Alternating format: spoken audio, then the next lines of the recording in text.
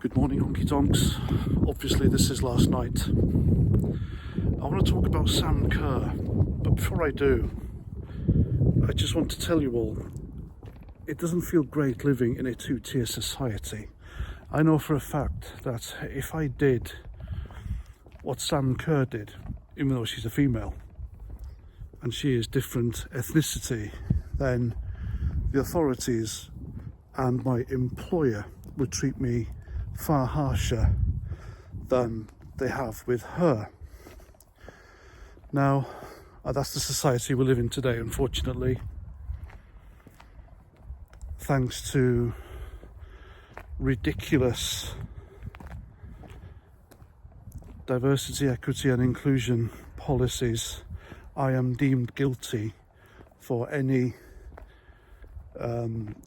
racial or discriminatory, bigoted hate crime simply because of the colour of my skin. And I think that is grossly unfair. People have lost their jobs for it. People have taken their own lives because they see it as the victim of injustice. Anyway, Sam Kerr, she is a female Australian football player. She's an international, she's worth millions. She also plays for Chelsea here in the UK.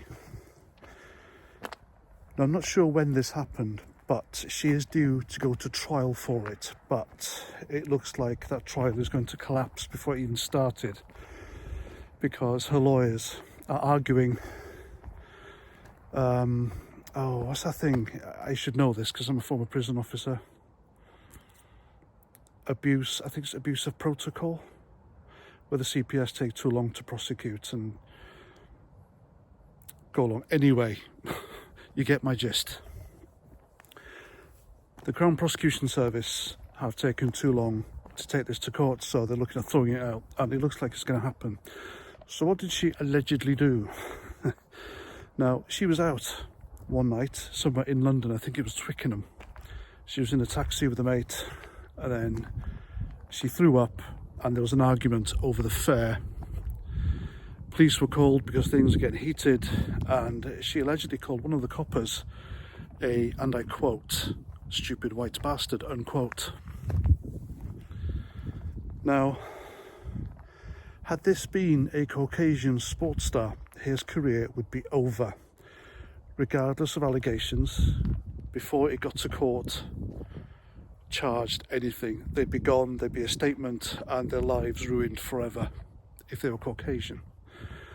But because Sam Kerr is born to an Indian father and a Caucasian mother, so she's effectively mixed heritage, they've treated her with kid gloves. This is what I mean by two-tier society. She still played for Australia, still plays for Chelsea. The manager of Chelsea women's football team, whom she plays for, said that Sam Kerr has their full support. Their full support. You know for a fact, if Sam Kerr had been a Caucasian male, they wouldn't play football ever again. They'd be lucky to play for a pub team on a Sunday. Very lucky. Even with school kids who use jumpers as goalposts, they wouldn't have them. That's the way society is these days. And it's a crying shame, really. I mean, this woman is worth millions. She's a sports star. She is well known, though I've never heard of her. I don't know any famous female footballers. There's one here in Aylesbury. There's a mural of her with her doing that with her eyes, binoculars. I've never heard of her. Apparently she's famous. But yeah, women's football doesn't really interest me because it's not exciting. It's not as exciting as the men's football. That's my humble opinion. That is my entertainment factor. I have a right to decide what's entertaining for me, to me. And women's football isn't entertaining to me. It might be to other people, but that's my right. Obviously, that'll get taken away from me soon because of what I am, my demographic, and I will have no rights in the end. And I'm not joking either. I know this is like sounding conspiratorial, but Look at all the rights that have been taken away from us so far, and the blame that has been thrust onto me for things that my ancestors did to other people's ancestors centuries ago. I'm expected to pay for that still and feel guilty for it, and so are you. And it's wrong, isn't it? But there we go. Sam Kerr has quite literally gotten away with alleged racism simply because of the privilege of her ethnicity. And it goes on, folks, it really does. I wonder how many other people like her get away with saying and doing stuff like this because the authorities and employers are too scared of being seen as racist. Well, look at the Rotherham grooming gangs, folks. Nothing happened to them for years. The authorities turned a blind eye. Gordon Brown told the police there and the authorities to do nothing because it would sour relations with you-know-who.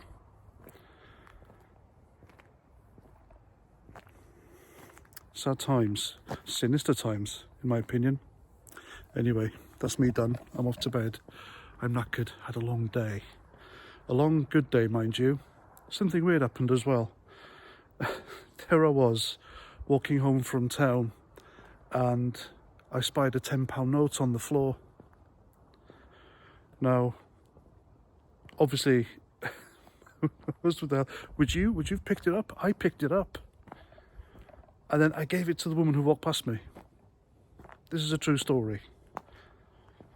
For some weird reason, and I'm not mental, but a voice in my head told me to pay it forward, and so I did. And I think I've benefited. Benefited. I'm pleasantly plump, not benefited. I've had a really good week, good couple of days, so I just paid it forward. And I suggest you do that as well. I don't need the money, I'm not boasting, but she was quite grateful, and it was nice, it was a nice feeling. It's nice to be nice to others, in my opinion, but there we go, that's just me. A little bit of wisdom for you there, for a change. Right, okay, I am done. Thanks for walking with me, I've enjoyed it, hope you have too. Please let me know what you think in the comments. I'm Paz49, and until the next time, Roger Trout. Now hang on a minute, just before I go.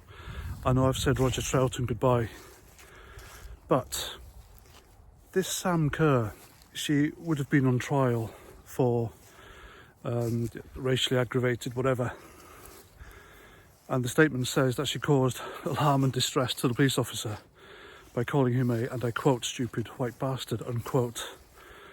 But if you're the kind of person, if you're a man, and you get alarmed and distressed by someone calling you that, then you shouldn't be a copper, shouldn't you? Shouldn't you have thicker skin instead of being a bloody snowflake? Am I right? I'll give her that. Anyway, again, I'm Paz49, and until the next time, Roger Trout.